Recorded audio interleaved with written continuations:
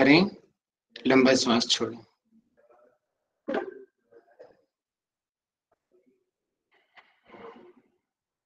सभी एक साथ ओमकारम मंत्र का उच्चारण करेंगे। श्वास भरें।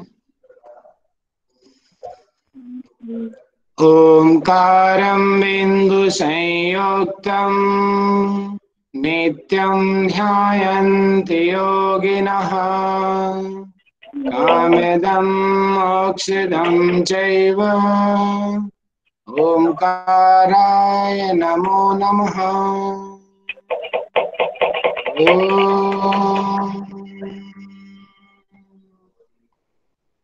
सभी एक साथ प्रतिज्ञा करेंगे और जैसे मैं बोलूंगा मेरे बाद में सभी दोहराएंगे। मैं प्रतिज्ञा करता हूँ आजीवन यम नियम का पालन करूंगा। मैं प्रतिज्ञा करता हूँ फर्स्ट अटेम्प्ट में जेआरएफ एग्जाम क्लियर करूंगा। मैं प्रतिज्ञा करता हूँ विश्व में योग का पताका फहराऊंगा। मेरी संकल्प शक्ति सुदृढ़ है, पवित्र है, आबाद है। ओम ओम ओम ओम। मैं अपनी संकल्प शक्ति से सब कुछ कर सकता हूँ। ओम ओम ओम। मेरे पास अजय मनोबल है। ओम ओम ओम। शांति ही शांति ही शांति। दोनों हाथों को मिलाएं, हाथों को घर्षण करें।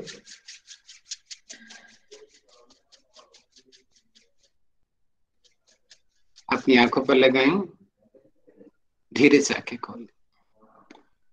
सभी को सादर प्रणाम।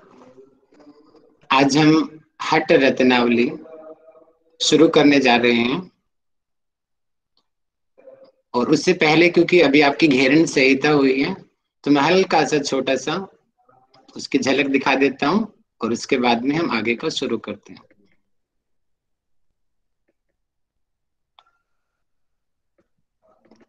कन्हैया जी मेरी स्क्रीन प्रेजेंट है?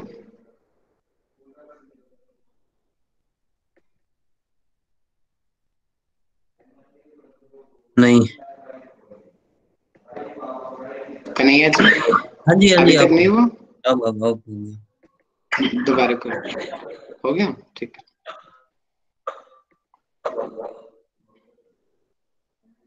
ठीक है, मैंने छोटा सा आपके लिए बनाया था जी कि वापस हम कवर कर ले एक बार कि घेरन संहिता में हमने पढ़े कि 7 चैप्टर होते हैं और इसमें कि सप्तांग योग की चर्चा की गई थी कि हमने षटकर्म पढ़े कि उनसे शोधन होता है।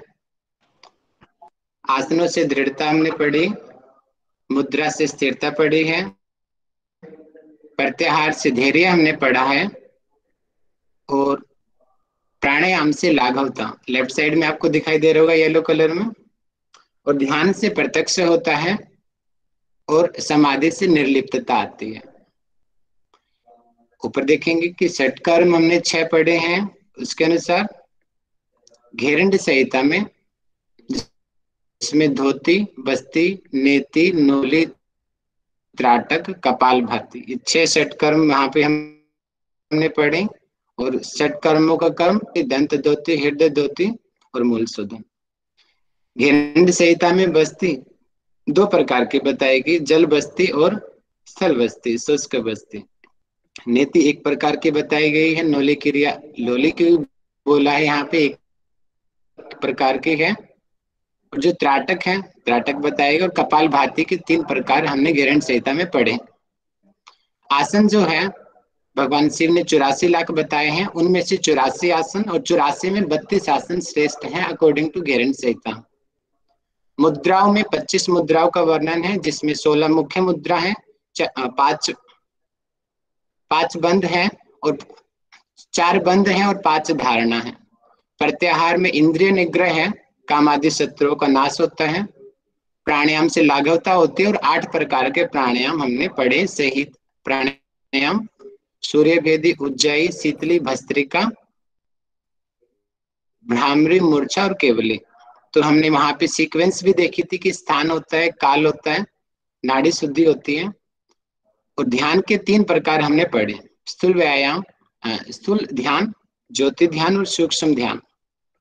समाधि की 6 अवस्थाएं हमने पढ़ी। ध्यान योग समाधि पढ़ी, संभवी मुद्रा से जो सिद्ध होती है, नाद योग समाधि भ्रामरी प्राणायाम से, रसानंद जो है समाधि है सॉरी खेचरी मुद्रा से, और लय सिद्धि जो है योनि मुद्रा से, और भक्ति योग समाधि मनोमूर्छा से, और राज योग समाधि जो है कुंभक से सिद्ध होती है। अब हम आते हैं हठ रत्नावली में, और आपको हठ योग का भी याद हो गया होगा। हठ योग का जो है पूरा, मैं बोलूं तो 80-90% जो है हठ रत्नावली पूरी कॉपी की गई है उसकी। और इसमें जो हठ रत्नावली है, जो श्रीनिवास योगी जी ने जो लिखा है इनको, श्रीनिवास भट्ट जी ने, और इन्होंने अपने, आगे हम पढ़ेंगे श्लोक में स्पष्ट वर्णन किया है कि स्वात्मा राम जी से इन्होंने सीखा है, और आगे उसका वर्णन कर रहे हैं। और बहुत सारे श्लोक में एज इट इज हठ योग की कॉपी किए हुए हैं यहाँ पे। तो मैं मुख्य इंट्रोडक्शन करा देता हूँ इसमें। जैसे कि जो हमने पढ़ा था कि हठ योग प्रदीपिका में 4 चैप्टर हमने पढ़े थे, वहां पे उपदेश कहे गए थे, और यहाँ पर भी उपदेश ही कहा गया है। तो 4 उपदेश हैं। प्रथम जो फर्स्ट जो है मैंने ब्लू कलर में दिखाया गया है, सेकंड में 2 मुद्रा ये लिखा हुआ है, थर्ड चैप्टर ये लाइट ग्रीन कलर में है, और फोर्थ चैप्टर यानी कि चतुर्थ उपदेश। तो हल्का लीजिए, हठ रत्नावली में हम क्या पढ़ने वाले हैं।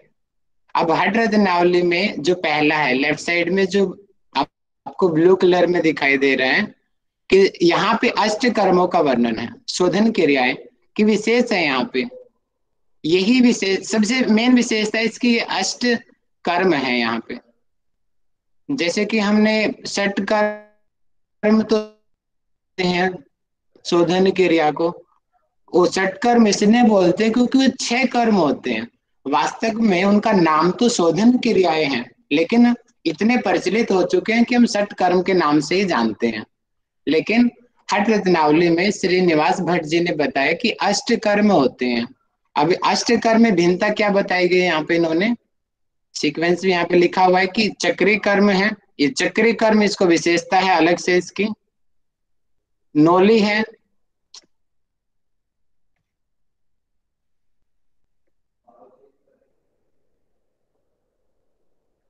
ये नौली कर्म है। धोती कर्म सेम है, नौली कर्म बिल्कुल सेम है। हठ योग प्रदीपिका में भी यही बताया गया। नेति कर्म भी बिल्कुल सेम लिया गया है। बस्ती कर्म है। गज करणी यहाँ पे एक्स्ट्रा ऐड कर दिया गया, जबकि हठ योग में हमने पढ़ा था तो गज करणी है, उसको विशेष नाम वहां पे नहीं दिया गया था, लेकिन एक श्लोक में वर्णन मिलता है। लेकिन मुख्य शोधन क्रियाओं में गजकर्णी नहीं आता धोती कर्म के अंतर्गत। तो यहाँ पे इन्होंने अलग से गजकर्णी को बताया गया शोधन क्रियाओं के अंतर्गत। त्राटक तीनों में सेम है। और मस्तक भ्रांति एक तरीके से कपाल भाती है, जो मस्तक भ्रांति है ये नाम इन्होंने अलग दे दिया गया, लेकिन पूरा कपाल भाती का ही रूप है। तो चक्री, नौली, धोती, नेति, बस्ती, गज करनी, त्राटक, मस्तक भ्रांति, आप स्क्रीनशॉट ले सकते हैं इसका। तो ये अष्ट कर्म ये हैं। अब अष्ट कर्मों के फल यहाँ पे बताए गए हैं कि उत्तम जो स्वास्थ्य है, 6 चक्रों की शुद्धि होती है। अब हठ योग प्रदीपिका में चक्रों का स्पष्ट वर्णन कहीं नहीं था, लेकिन यहाँ पे वर्णन मिलता है। इन्होंने कहा है कि अगर हम अष्ट कर्मों का अभ्यास करेंगे यानी शोधन क्रियाओं को करेंगे तो 6 चक्रों की शुद्धि होती है, और मोक्ष का जो साधन है ना वो आसान हो जाता है, यानी कि मोक्ष के मार्ग पे हम चले जाते हैं। ये अष्ट कर्मों का फल यहाँ हठ रत्नावली में हम पढ़ेंगे आगे जा करके। महायोग, सॉरी यहाँ पे एक मिस है, यहाँ पे हठ योग और आएगा। मंत्र लय राज और हठ योग 4 हैं ये, यानी कि चतुरंग योग का वर्णन है हठ रत्नावली में। और पहले चैप्टर में कुटिया का वर्णन है कि कुटिया कैसी होनी चाहिए, जैसे कि वहां पे भी हमने हठ योग में पढ़ा था, सुराज्य धार्मिक के जैसे कि अच्छा देश हो, अच्छा स्थान हो, यहाँ पे भी सेम वही चीजें हैं। मिताहारी यानी कि आधा पेट खाना है, और 1/4 वायु के लिए और 1/4 पानी के लिए खाली रखना है, वो मिताहारी है वो। और शिव को समर्पित करके जो आहार लेते हैं। मिताहार का वर्णन फर्स्ट चैप्टर में ही यहाँ पे मिलता है। पथ्य पथ्य का वर्णन फर्स्ट चैप्टर में मिलेगा। साधक तत्व और बाधक तत्व का वर्णन फर्स्ट चैप्टर में है यहाँ पे। हठ योग में भी फर्स्ट चैप्टर में ही बताया गया था। हठ सिद्धि, अब यहाँ पे हठ सिद्धि जो है हठ रत्नावली में फर्स्ट चैप्टर में बताई गई है, और जबकि हठ योग प्रदीपिका में आपको ध्यान होगा सेकंड चैप्टर में बताई गई थी। हठ सिद्धि वपु कृष्णतम बदने प्रसन्नता, आपको श्लोक याद होगा, सेकंड उपदेश का सबसे लास्ट में 8 लक्षण बताए गए थे। तो ये, क्योंकि मैं बाहर से क्यों आपको ओवरव्यू दे रहा हूं, जो हमारे एग्जाम में जो क्वेश्चन आते हैं ना 70 to 80% ऐसे ही आते हैं, ओवर से बाहर से आते हैं, हम बहुत डीप पढ़ लेते हैं, लेकिन इतना डीप कई बार क्वेश्चन नहीं आता। बाहर से क्वेश्चन बनते हैं सारे, ज्यादातर क्वेश्चन बाहर से बनते हैं कि हठ सिद्धि कौन से उपदेश में बताया गया, हठ रत्नावली में फर्स्ट उपदेश में बताया गया। अब हठ सिद्धि के लक्षण हठ योग में सेकंड उपदेश में बताया गया, बाहर से क्वेश्चन बनते हैं। अब हठ रत्नावली में कितने कुंभकों का वर्णन है, अब यहाँ पे हम देखेंगे 9, सेकंड चैप्टर में हठ रत्नावली का। यहाँ पे मुद्राओं का वर्णन है, मुद्राएं 10 हैं, सारी की सारी सेम है जो हठ योग में बताई गई थी महामुद्रा वाली। और कुंभक 9 है। अब 9 में क्या विशेषता है, देखिए एक कुंभक यहाँ पे ऐड कर दिया गया कि ये भस्त्रिका है। भस्त्रिका, भ्रामरी, सूर्य भेदी, उज्जाई, शीतली, मूर्छाई, ऊपर से में से थोड़ा सा ही, शीतकारी, केवली और भुजंगी करनी है। ये भुजंगी करनी यहाँ पे ऐड कर दिया गया। और आप देखेंगे कि केवली यानी कि सारे के सारे ये लिए गए हैं जो घेरण संहिता में है, क्योंकि घेरण में केवली जो कुंभक मिलता है, जबकि हठ योग में नहीं मिलता है, अलग से वर्णन मिलता है। लेकिन यहाँ पे इन्होंने एक में ऐड कर दिया, तो भुजंगी करणी अलग से मिलता है, तो इसको आप देख लेंगे, भुजंगी करणी अलग से कुंभक हठ रत्नावली में बताया गया। ईड़ा पिंगला सुषमना के यहाँ पे प्रायवाची शब्द भी मिलेंगे आपको, काफी ज्यादा बताए गए हैं। और इस बार एक क्वेश्चन भी पूछा गया था कि इनका पर्यायवाची शब्द बताओ, हम आगे पढ़ेंगे बता देंगे कि ईड़ा के वहां पे कई तरीके के नाम बताए, पिंगला के चंडी, इस तरीके के नाम पिंगला के आएंगे आगे जाकर। जो थर्ड चैप्टर है इसका, थर्ड उपदेश में अष्टांग योग। अब हठ रत्नावली में एक थोड़ी सी बहुत त्रुटि है, मैं इसको आप भी पढ़ोगे तो आप हैरान रह जाए, इसलिए ये अपने आप को ही नहीं पता, कई बार ये अपने आप में कंफ्यूजिंग है हठ रत्नावली जो है, क्योंकि कभी कुछ बोल देता है, कभी कुछ बोल देता है, कभी बोलेगा 8 प्रकार के कुंभक है, कभी बोलेगा 9 प्रकार के कुंभक है। तो मैं पहले ही आपको क्लियर कर देता हूँ, ये ग्रंथ ऐसा है, थोड़ा सा है इसके अंदर। हम वज्रोली पढ़ेंगे, वहां पे बताएगा कि नली ऐसी होनी चाहिए, अगले श्लोक में बता देगा नहीं नहीं ऐसी होनी चाहिए, और दोनों ही सही है, और हमको इस तरीके से याद करना पड़ेगा। तो मैं आपको पहले ही बोल देता हूँ, कंफ्यूज नहीं होना। तो अष्टांग योग का वर्णन है यहाँ पे, घेरण संहिता में सप्तांग 7 का वर्णन था। योग दर्शन में भी अष्टांग योग का वर्णन मिलता है, और तेजो बिंदु उपनिषद में 15 अंग मिलते हैं, 15 अंग होते हैं, वहां पे पढ़ोगे वो उपनिषद को पता चलेगा, तेज बिंदु उपनिषद में। और भी कई कई है, जैसे हठ योग प्रदीपिका में चतुरंग योग का वर्णन मिलता है। तो ये आपको ये बाहर के क्वेश्चन याद रखने हैं। त्रिशिको ब्राह्मण उपनिषद में अष्टांग योग का वर्णन मिलता है।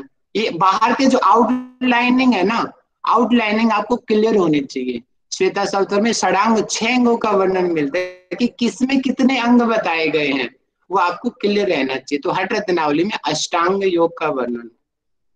अब जैसे कि हम पढ़ते हैं यम नियम, अब यम को यहाँ पे कायिक बोला गया है, और ये 10 प्रकार के होते हैं। और नियम को मानस नियम बोला गया है, कायिक नियम और मानस नियम, ये एक तरीके से यम है।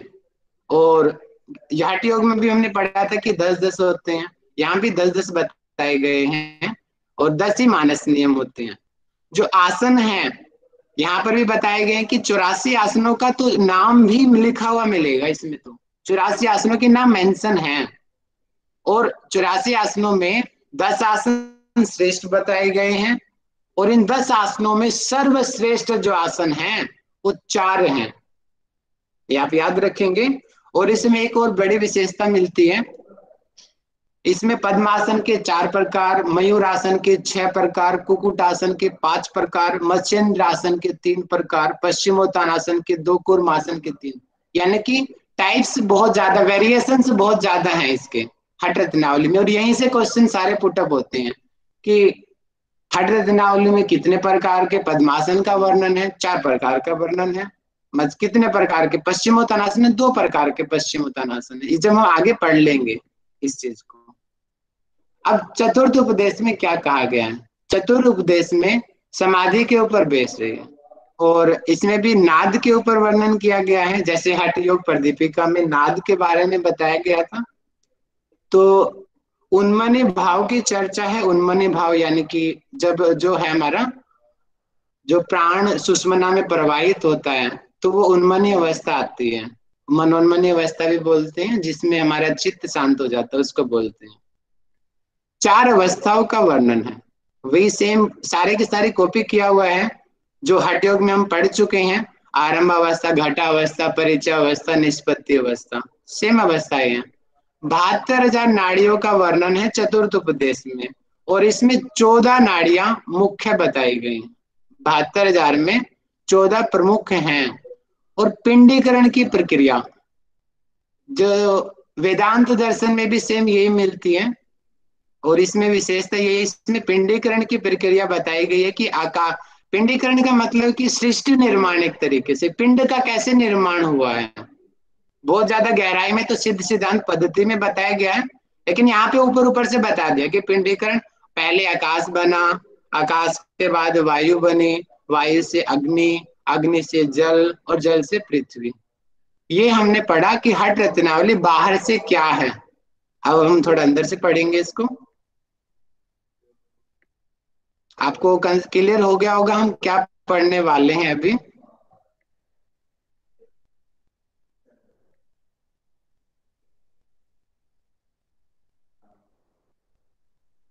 अब मैं खोलता हूँ बुक आपकी।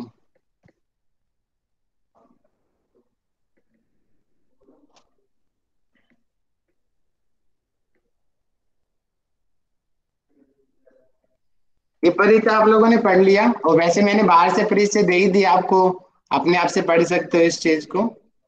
इसका जो रचना काल भी पूछा जा सकता है कि जो है ये 1625 से 1695 ईसा को ईस्वी में है, और ये प्रोफेसर वेकेंट रेड्डी के अनुसार है हठ रत्नावली का।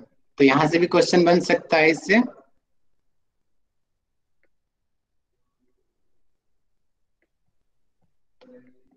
ओके, ठीक है, आगे बढ़ते हैं। ये फर्स्ट चैप्टर हमने पढ़ लिया, यहाँ पे मैंने बाहर से ओवरव्यू दे दिया, आप अपने आप पढ़ लेना इसको। जो सेकंड चैप्टर है ये, अब मैं यहाँ से श्लोक से डायरेक्ट स्टार्ट कर रहा हूँ, बाहर का ओवरव्यू मैंने आपको दे दिया है।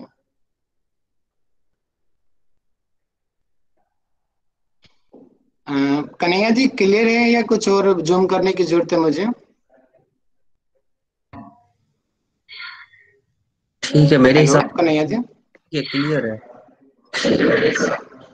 ठीक है। रोहित गुरु जी जी आप सही बता है। दीजिए, क्योंकि आप फोन में देख रहे होंगे, फोन का मन करता। ठीक है, राहुल, ओके, बता थोड़ा देना जी, सा क्योंकि जूम मुझे लैपटॉप पे ज्यादा आइडिया नहीं। थोड़ा सा जूम कर लो। जी सर सही है गुरु जी। ओके जी, ठीक है जी। अब और ले थोड़ा सा और कर देता हूँ, ज्यादा हो गया। ठीक है, ये अब तो ठीक होगा, अब तो दिक्कत नहीं आनी चाहिए। ओके, यहाँ पे मैं श्लोक बहुत जो जरूरी होगा सिर्फ उसका ही पढ़ा जाएगा आपके लिए, अदरवाइज हम डायरेक्ट ही पढ़ेंगे कि हठ रत्नावली में क्या है।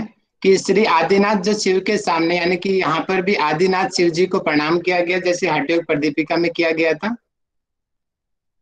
समर्पित करते, क्योंकि हठयोगिक जो उपदेश है गुरु परंपरा के उपदेश है। तो सबसे पहला जो श्लोक है, जितने भी हठयोगिक टेक्स्ट हैं वो गुरु के नाम से होंगे, तो अपने अपने गुरु को प्रणाम किया जाता है। गुरु परंपरा ये चली आ रही है, तो यहाँ पर भी शिव को गुरु मान के आगे हठ रत्नावली का जो एक तरीके से अनुमति लिया गया है गुरु को प्रणाम कर करके। जो श्रीनिवास जी हैं, जो कि अब यहाँ पे इन्होंने अपने बारे में ही बताया है। जैसे मैं हूँ, मैं बता रहा हूँ, मैं राहुल आर्य, मैं हरियाणा का निवासी हूँ, दिल्ली में रहता हूँ और दिल्ली में एलबीएस यूनिवर्सिटी में पढ़ता हूँ। इसी प्रकार जो ये हैं, श्रीनिवास जी अपने बारे में बता रहे हैं कि ये कौन है, कि श्रीनिवास जो है ये महान ज्योतिषी सर्वर के पुत्र हैं, यानी कि इनके पिता का क्या नाम है, सर्वर हैं, और ज्योतिषी हैं वो। तो यहाँ पर भी अनुमान लगा सकते हैं कि शायद ये पंडित होंगे, कि ज्योतिषी सर्वर के पुत्र हैं, इनके इनके पिताजी का नाम सर्वर है। और वेदों उपनिषदों पतंजलि कृत ग्रंथों व्याकरण प्रभाक्रिय न्याय रतन सारस्वती सांख्य विशेषिक तत्व चिंतामणि आदि, यानी कि इतने सारे ग्रंथ, यानी कि दर्शन भी आगे देखिए, सांख्य वैशेषिक और आदि है, यानी कि और भी हैं इसके अलावा। ये मुख्य मुख्य है, वेदों के ज्ञाता हैं, उपनिषदों के ज्ञाता हैं, पतंजलि कृत यानी कि योग दर्शन भी इन्होंने अच्छे से याद किया हुआ है, यानी कि ग्रामर संस्कृत के विद्वान है ये, न्याय रत्नों को इन्होंने पढ़ा है। यानी कि ये क्वेश्चन बन सकते हैं कि श्रीनिवास जी किन किन जो ग्रंथों के विद्वान रहे हैं, तो वेद उपनिषद पतंजलि कृत इन चीजों को आप याद कर लेंगे। अब यहाँ पे बताएगा कि जिस हठ विद्या को मत्स्येंद्र नाथ और गोरक्षनाथ ने जाना, उसी विद्या को स्वात्मा ने, देखो यहाँ पे स्वात्माराम ऐड हो गया। अब जब हम हठ योगा पढ़ेंगे, हठ योग प्रदीपिका, वहां पर ये नहीं आता, वहां पे आता है कि वहां पे कि मत्स्येंद्र नाथ और गोरक्षनाथ का आता है, और बताते हैं कि मत्स्येंद्र नाथ और गोरक्षनाथ के बाद में स्वात्माराम ने सीखा। अब यहीं से हमें पता चल जाता है कि श्रीनिवास जी योगी जो है वो स्वात्माराम जी के बाद में आए, यानी कि स्वात्माराम जी ने उनसे पहले लिखा, उसके बाद में श्रीनिवास जी आए। और जो योगीजन विभिन्न भ्रांतों के शिकार हो गए और राजयोग के मार्ग से अनभिज्ञ, सेम वही है कि राज यानी कि हठ योग का जो उद्देश्य क्या है, जैसे कि हठ योग प्रदीपिका में हमने पढ़ा था, राजयोग की प्राप्ति ही हठ योग प्रदीपिका का मुख्य उद्देश्य है। आगे हम बढ़ते हैं, ये नेक्स्ट आ गया है कि योग क्या है। अब योग क्या है, एक तो राजयोग की प्राप्ति के लिए, कि हठ रत्नावली का ये जो ग्रंथ है क्यों लिखा गया, कि राजयोग की प्राप्ति का जो रास्ता है उसको पता लगे और उस मार्ग तक हम जाएं, इसलिए हठ रत्नावली को लिखा गया। अब और भी क्या क्या रीजन है लिखने के, वो इस श्लोक में बताया गया है कि योग क्या है, इसी जिज्ञासा को शांत करने के लिए जो योग शास्त्र को लिखा गया। योग शास्त्र यहाँ पे ये अपने बारे में बताया जाए, योग विज्ञान को जानने के लिए योग विशिष्ट का वर्णन किया गया है।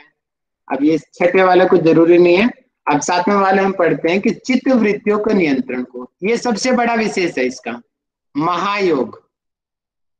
जो महायोग का वर्णन है, कि महायोग का वर्णन हठ रत्नावली में मिलता है, जबकि हठ योग में भी नहीं है और घेरण संहिता में भी नहीं है।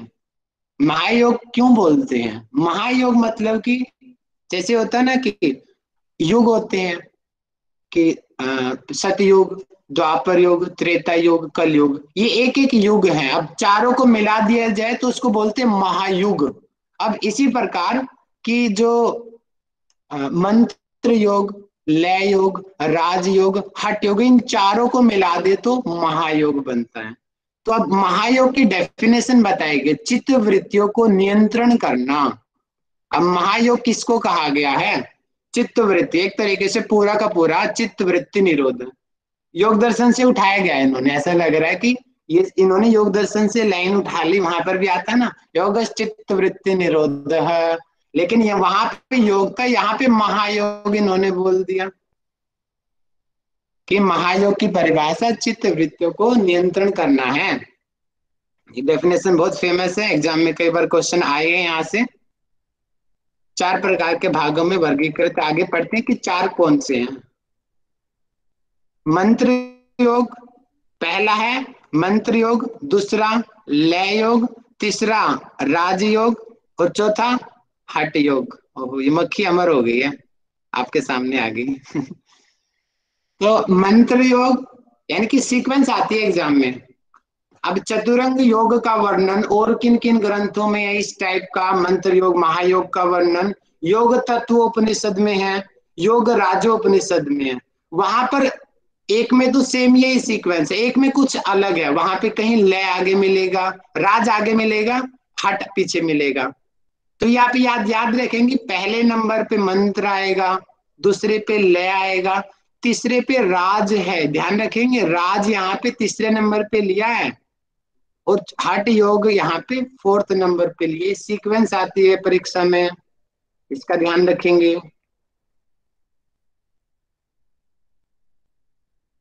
अब हम पढ़ते हैं मंत्र योग। कि मंत्र योग होता क्या है? 4 योगों को मिला दिया, मंत्र लय राज और हठ, तो चारों को मिलाने से महायोग बनता है। अब एक एक करके हम चारों को पढ़ेंगे। पहला हम पढ़ते हैं मंत्र योग। मंत्र योग क्या होता है? यानी जो भी हम मंत्रों का उच्चारण करते हैं कि विभिन्न अंगों के लिए जो मंत्र निर्धारित है, जैसे कि अब विभिन्न अंग अंग कौन से है? जैसे कि हम अपने जेनाइटल ऑर्गन को हमें स्ट्रॉन्ग बनाना है, अपने लिंग प्रदेश को, जननेंद्रियों को, तो उसका संबंध किससे है? स्वादिष्टान चक्र से है। और स्वादिष्टान चक्र का कौन सा मंत्र है? उसको बोलते हैं वम। याद होगा हमने हठयोग पर, उसमें घेरन संहिता में वर्णन मिलता है इनका। तो वम लम वम रम यम, यानी कि अलग अलग अंगों के लिए है ना। हृदय के लिए लम वम रम हम मंत्र का उच्चारण किया जाता है। कंठ के लिए, यानी कि सबके लिए अलग अलग मंत्र निर्धारित है। और इसके अलावा और भी, यहाँ पे खाली लम वम रम से नहीं है, क्योंकि स्पष्ट नहीं बताया। क्या पता गायत्री मंत्र भी हो, महामृत्युंजय मंत्र भी हो, मंत्र तो वो भी है। यानी कि कोई भी मंत्र हो, अलग अलग अंगों के लिए, प्राण प्रतिष्ठा के लिए भी अलग अलग मंत्रों का यज्ञ चिकित्सा में हम पढ़ते हैं।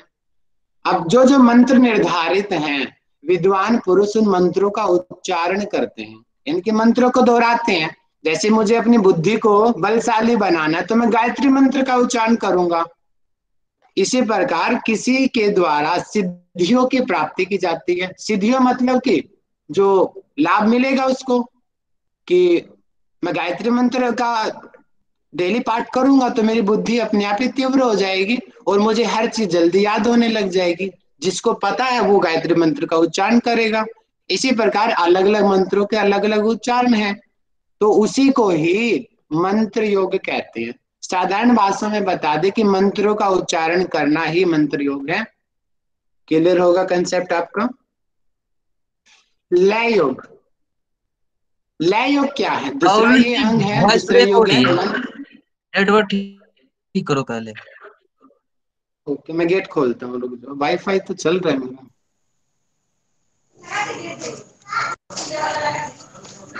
एक मिनट।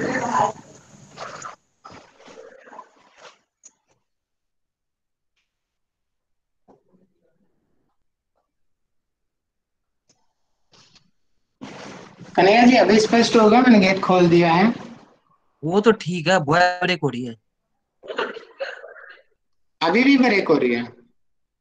सर हमें तो आ रही है अभी तो साफ, ठीक राहुल जी होगा ना? ठीक आ रही है। बिल्कुल सही आ रही है। ठीक है वॉइस राहुल जी। ओके जी। कन्हैया जी आपकी तो तरफ से लय भी योग ठीक हम आ पढ़ रही रहे है। हैं। ओके जी, ओके, थैंक यू, प्लीज शांत रहे। अच्छा, लय योग। अब लय योग को हम पढ़ेंगे कि मंत्र योग, मंत्रों का उच्चारण करना है। अब लय किसको बोलते हैं? और हठ योग पर दीपिका में भी वहां पे पढ़ा था कि वहां पे 1.25 करोड़ का वर्णन है, यहाँ पे 1 करोड़ का वर्णन है। याद होगा आप सभी को। और वहां पे किसने बताई थी? गोरक्षनाथ जी ने बताई थी। तो यहाँ पे शिव जी ने बताया गया है कि जब चित्त पूर्ण रूप से तल्लीन हो जाता है तो संकेतों द्वारा लय योग की प्राप्ति होती है। एक तरीके से लीन हो जाना। तो यहाँ पे हम अनुमानित आधार पे हम क्या बताएंगे कि जैसे ध्यान की परिभाषा आती है ना, तत्र प्रत्येक तानता ध्यानम, पूरी तरीके से एक तान हो गए हैं। तो एक तरीके से पूरी समानता यहाँ पे उसके साथ मिल रही है कि चित्त पूरी रूप से लीन हो गया है। अब वो अपने स्वरूप सब चीज भूल चुका है उसको, बस उसको अपने जो इष्ट देव है जो ध्याता है सिर्फ उसको ही स्मरण है। वो सब चीजें क्या सर्दी गर्मी दिन रात भूख प्यास सब चीजें वो भूल चुका है, चित्त पूरा लीन हो गया।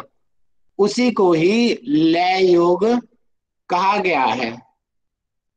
और दूसरे साधारण भाषा में बताऊं तो हम संगीत में लय का प्रयोग करते हैं कि लय, एक तानसेन था बड़ा ही लय में गाता था। क्या गाता था वो, बारिश भी होने लग जाती थी, ऐसा उसके जो स्वर में दम था।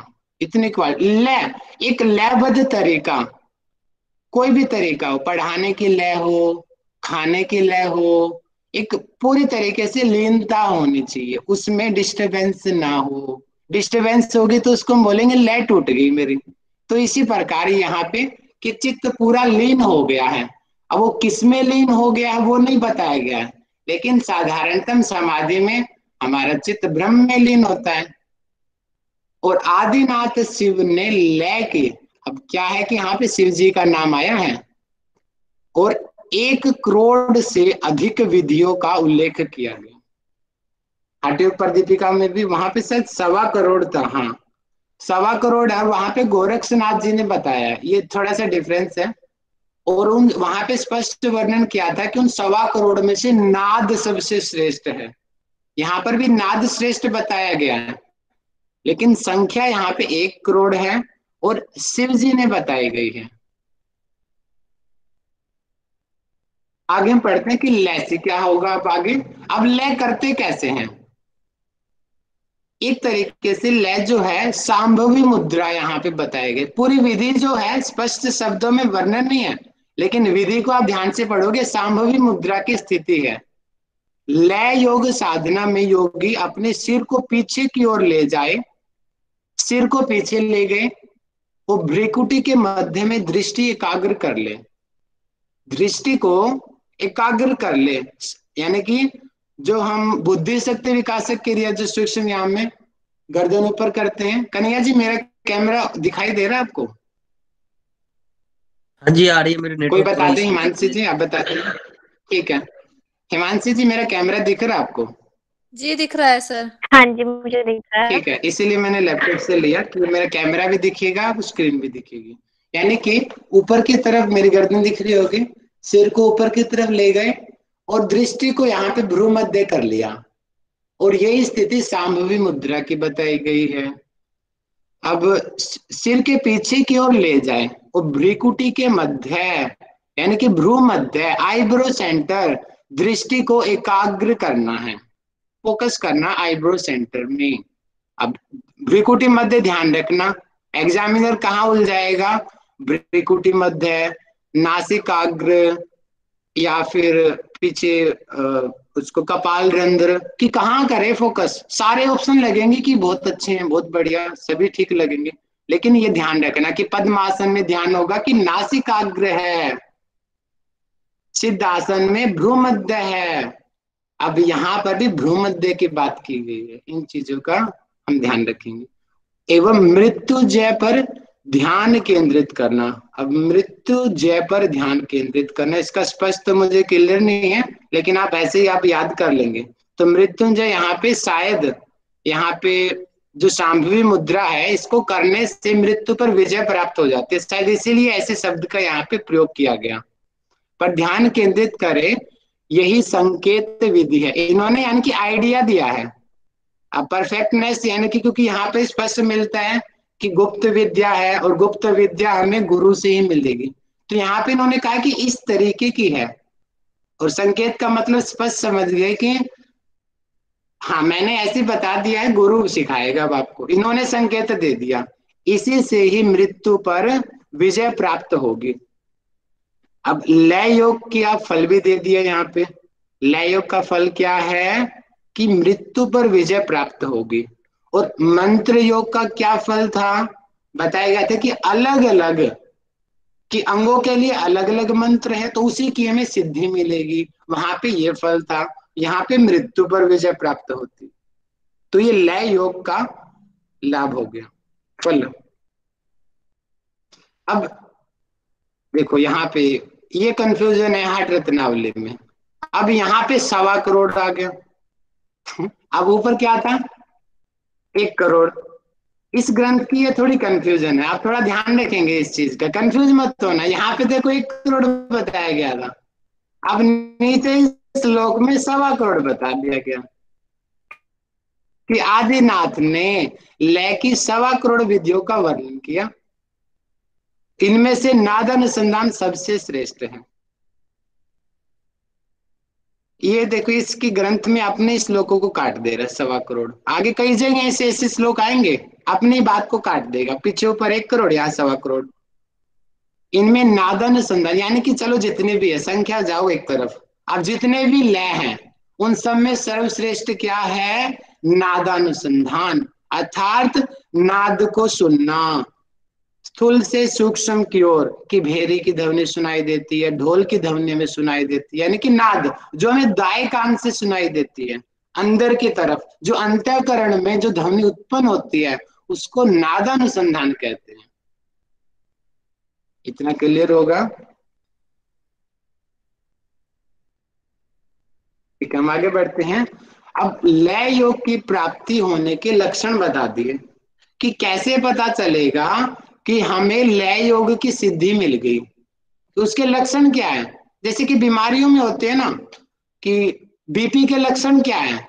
अब बीपी के लक्षण यानी कि जिसकी वजह से हम डायग्नोज करें कि उसका चेहरा लाल हो जाएगा, बात बात पे वो हाइपर हो जाएगा, उसकी पल्स रेट बढ़ जाएंगी, ये बीपी के लक्षण है।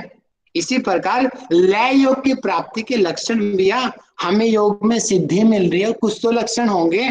तो यहाँ पे उन लक्षणों को बताया गया कि लय योग की प्राप्ति हो जाने पर इंद्रियों के लिए कोई विषय शेष नहीं रह जाता, अर्थात विषय शेष नहीं रह जाता। तो यहाँ पे इसकी समानता अगर मैं करूं, निर्विचार समाधि जो हठ योग उसमें योग दर्शन में मिलती है, समाधि वाली जो अवस्था है, समापत्ति, समापत्ति जो वहां पे बताई गई है, और घेरण संहिता के साथ अगर तुलना करूं तो प्रत्याहार वाली स्थिति, इंद्रियों के लिए कोई विषय शेष नहीं रह जाता एक तरीके से, यानी कि भोगने की इच्छा ही समाप्त हो जाती है, कोई विषय शेष नहीं रह जाता। इसका अर्थ तो उसकी रुचि ही समाप्त हो गई है भोगने की।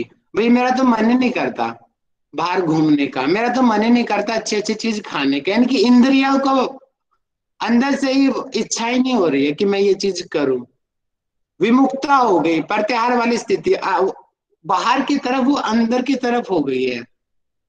संसार में वापसी नहीं होती, पूर्व अनुभवों को भूल जाना, अर्थात स्मृतियां अच्छी या बुरी, जो पुराने जो अनुभव होते हैं उनको स्मृति बोलते हैं।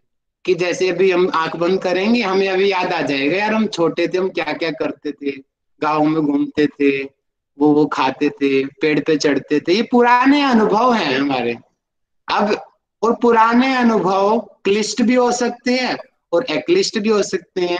योग दर्शन कर कि पुराने अनुभवों से हमें आनंद भी होता है, और वहीं पे हमें भैया मेरे दोस्त की डेथ हो गई, मुझे वो वाली स्मृति याद आएगी तो दुख भी होगा। तो स्मृति किसी भी प्रकार की हो सकती है, यानी कि जितने भी पुराने अच्छे बुरे जो अनुभव हैं वो याद ही नहीं आएंगे, भूल जाएंगे हम उनको। अब भूल जाएंगे तो ऑटोमेटिक जो हमारा जो चित्त है वो शांत हो जाएगा। अब डिप्रेशन में क्या होता है, बार बार बार बार पुराने विचार आते हैं, उसने ऐसा क्यों बोल दिया, क्यों बोल दिया, नहीं बोलना चाहिए था, ऐसे कैसे मेरे से बात कर ली, होता है ना ऐसा गुस्से में कई बार, कि पुराने अनुभवों को इतना लेके बैठ जाते हैं कि आगे फ्यूचर में कुछ भी नहीं कर पाते। फ्यूचर तो क्या, प्रेजेंट में खराब हो जाता है उनका। इसलिए बोलते हैं कि पुरानी बातों को पीछे ही छोड़ दो, कल जो हो गया छोड़ दो, अब आगे बढ़ जाओ। अब कल की बातों को बैठे रहोगे, रूठे रहोगे तो आगे का भी आपका फ्यूचर खराब हो जाएगा। तो पूर्व अनुभवों को भूल जाना लय का लक्षण है। अब लय योग का फल बता दिया गया। अब तीसरे नंबर का हमने मंत्र पढ़ा, लय योग पढ़ा। अब हम पढ़ते हैं राजयोग। राजयोग का वर्णन यहाँ पे मिलता है, और राजयोग के बारे में सबसे ज्यादा विस्तारित तरीके से कौन से योगी ने बताया था? सबसे ज्यादा स्वामी विवेकानंद ने। स्वामी विवेकानंद जी ने राजयोग के ऊपर तो पुस्तक भी लिखी है, और शायद हमारे जो विनर्स थे उनके पास ये पुस्तक पहुंच भी चुकी होगी। तो राजयोग जो स्वामी विवेकानंद जी ने लिखा उसके बारे में बहुत ज्यादा, और राजयोग की प्राप्ति के लिए ही हठ योग किया जाता है। अब राजयोग कहते किसे हैं? हठ रत्नावली के अनुसार उसकी क्या परिभाषा है हम यहाँ पे पढ़ेंगे। आंखों के लिए कोई लक्ष्य नहीं रह जाता, अर्थात इंद्रिया अपने विषय से विमुख हो जाती। वही लय वाली स्थिति, जो ऊपर लय की स्थिति आई थी, अब लय के बाद राज आया है तो लय से प्रधान होगा। ये हम ये बोल सकते कि लय में जो इंद्रियों की जो विषयों की विविधता थी वो कम थी, और इसमें और भी ज्यादा कम हो गई है, पूरी तरीके से खत्म हो गई है। ना ही कोई वायु रोध है। वायु रोध सामान्यतः हम जब अजपा जब हमने घेरंड संहिता में पढ़ा होगा कि वहां पे केवली में वर्णन मिलता है कि श्वास प्रश्वास का पता ही नहीं चलता। हठ योग में भी मिलता है कि केवली उसी को बोलते हैं जहां पे पूरे का रेचक से जो परे हो। तो वायु का रोध ही समाप्त हो गया, कोई भी रोध नहीं है, केवली कुंभक सिद्ध हो गया है। ऐसा हमें इस लाइन से लग रहा है कि जिसने राजयोग को मिल गया है वो केवली कुंभक सिद्ध हो गया, क्योंकि वायु रोध नहीं है उसका। और ना ही चित्त देश काल में बंधता है, अर्थात जिसको हम साधारण भाषा में बोलते हैं ना मोह माया। क्यों मोह माया में पड़ा है? ये वही है कि चित्त देश काल में बंधा, यानी कि वो अपना परिवार, उसके मित्रगण, उसका देश, यानी कि वो अटैचमेंट नहीं रहती है उसकी। ऐसे साधक को जिसने राजयोग को सिद्ध कर लिया वो डिटैच हो जाता है। धारणा और ध्यान के अभ्यास के लिए कोई यत्न करने की आवश्यकता नहीं, अर्थात धारणा ध्यान उसका सिद्ध हो जाता है। ये इसका लाभ हो गया कि धारणा ध्यान सिद्ध हो जाता है, वायु रोध नहीं रहता। वायु रोध का दूसरे शब्दों में अर्थ है केवली कुंभक। और इंद्रियों से विमुक्त, ये तो पहले भी हो चुकी थी लय योग में, ऊपर पढ़ा हमने, इंद्रियों से विमुक्ता, विषयों से विमुक्ता। और यही समाधि जो है राजयोग के समान है। अब राजयोग है या नहीं है वो बात अलग है, लेकिन समान जरूर बता दिया गया। ऐसा राजयोग होता है। दोबारा से बता देता हूं राजयोग क्या है। राजयोग क्या है कि शुरू से दोबारा बता रहा हूं, मंत्र योग, लय योग, राजयोग। मंत्रों में हमें अलग अलग अंगों के लिए मंत्रों का उच्चारण किया। जैसे मैं अपनी बुद्धि का विकास करना चाहता हूं तो मैंने गायत्री मंत्र का उच्चारण किया। मुझे अपने थायराइड ग्रंथि को शुद्ध करना है तो मैं यम हम मंत्र का उच्चारण करूंगा, हम, तो मेरा थायराइड की प्रॉब्लम ठीक हो जाएगी, और ऐसा होता भी है। तो वो मंत्र योग के लाभ हो गए कि जिस अंग पे फोकस करके उसके अनुकूल जिस मंत्र का उच्चारण करेंगे उसमें लाभ वो सिद्ध हो जाएगा। अब लय योग, लय योग में हमने पढ़ा कि लय योग क्या है? लयबद्ध होना। वो लय है, 1.25 करोड़ में नाद जो है सबसे श्रेष्ठ है। और लय योग की सिद्धि क्या है कि जो इंद्रिया है, जो प्रत्याहार वाली स्थिति आ जाती है, प्रत्याहार का जो फल होता है कि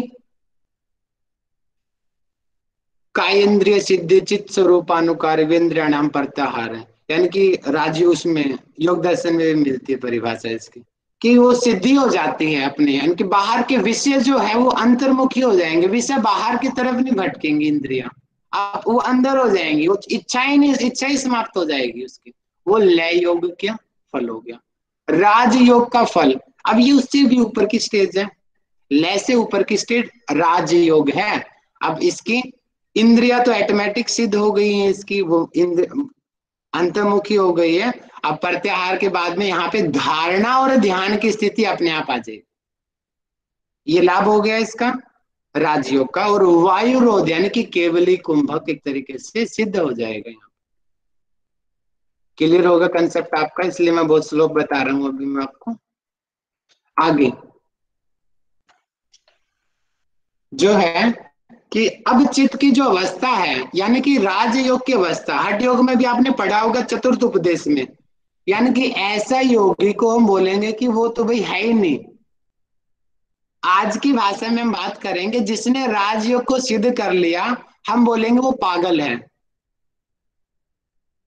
और जबकि ऐसी स्थिति हो जाती है, हमारे परिप्रेक्ष्य में वो पागल है, लेकिन वास्तविकता में उसको योग की सिद्धि मिली हुई है। उनको भान नहीं होता, जैसे कि नागा साधु हैं, जो वास्तविक साधुओं की बात कर रहा हूं मैं, उनको भान नहीं होता कि कौन उनको देख रहा है, उनके नंगे शरीर को कौन देख रहा है, यानी कि वो सबसे डिटैच हो गए। हम बोलते हैं पागल है ये तो, बिना कपड़ों के घूम रहा है, क्या कर रहा है ये। यानी कि वो अवस्था जो है वो राजयोग की अवस्था होती है। यानी कि ऐसे योगियों का मजाक नहीं उड़ाना चाहिए, वास्तव में उनको सिद्धि मिली हुई है कि अब चित्त की जो अवस्था है वो ना तो जागी हुई है, ना सुसुप्त है, ना मृत है। अर्थात चार तरीके की अवस्था होती है, जागृत अवस्था, स्वप्न अवस्था, सुसुप्त अवस्था, और उसके बाद में आती है तुरीय अवस्था। अर्थात ये तीनों नहीं है तो तुरीय अवस्था की स्टेज में है वो। राजयोग के कारण चित्त स्थिर हो जाता है, चित्त शांत हो जाएगा। और अहंकार, जब ऐसा पर्सन जिसको अपने शरीर का ही भान नहीं, तो अहंकार किस चीज का होगा उसको, तो वो यानी कि हर तरीके के विकारों से दूर हो जाएगा। ये राजयोग का फल होगा।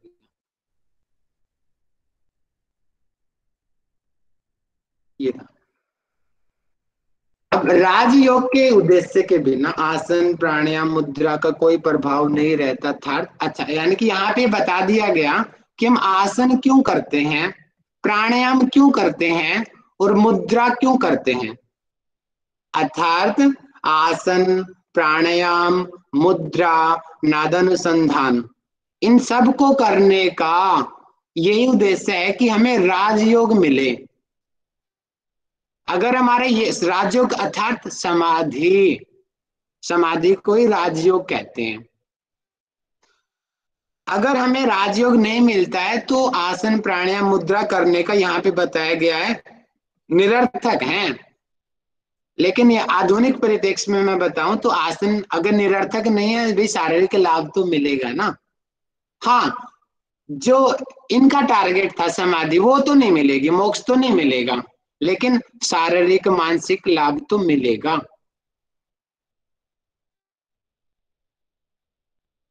अब हठाभ्यास के अंग बता दिए यहाँ पे इस राइटर ने कुछ गलती किया यहाँ पे, तो मैं संस्कृत पढ़ना चाहूंगा यहाँ पे।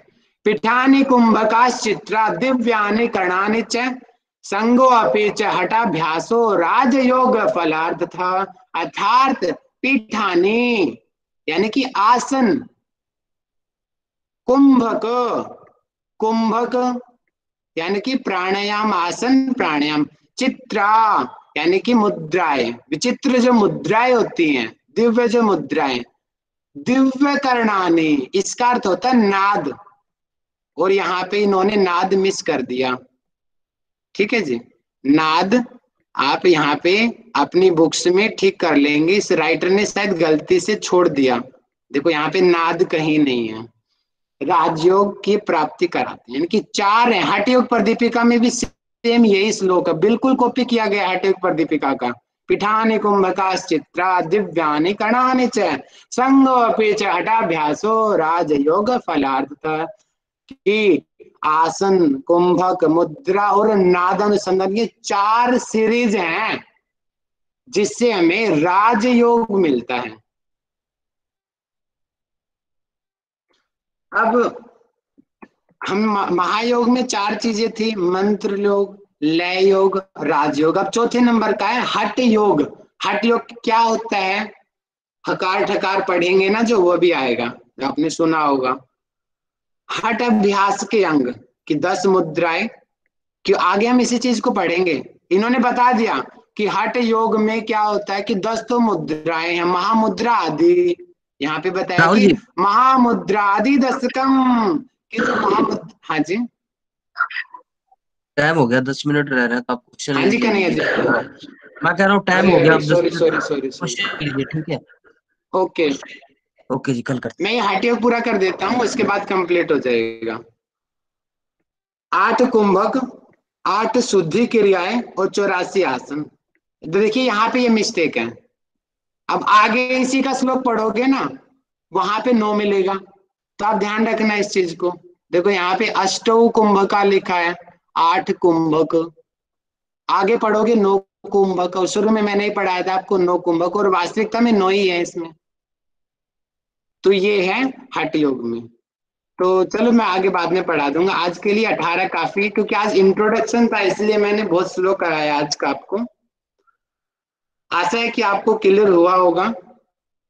और अब मैं करता हूं, पहले क्वेश्चन मैं पूछूंगा और फिर आप मुझे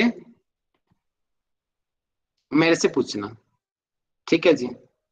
तो क्योंकि मेरी आदत है, मैं तो क्वेश्चन पूछता हूं, बाद में डाउट लूंगा आप लोगों की। ठीक है, सभी तैयार?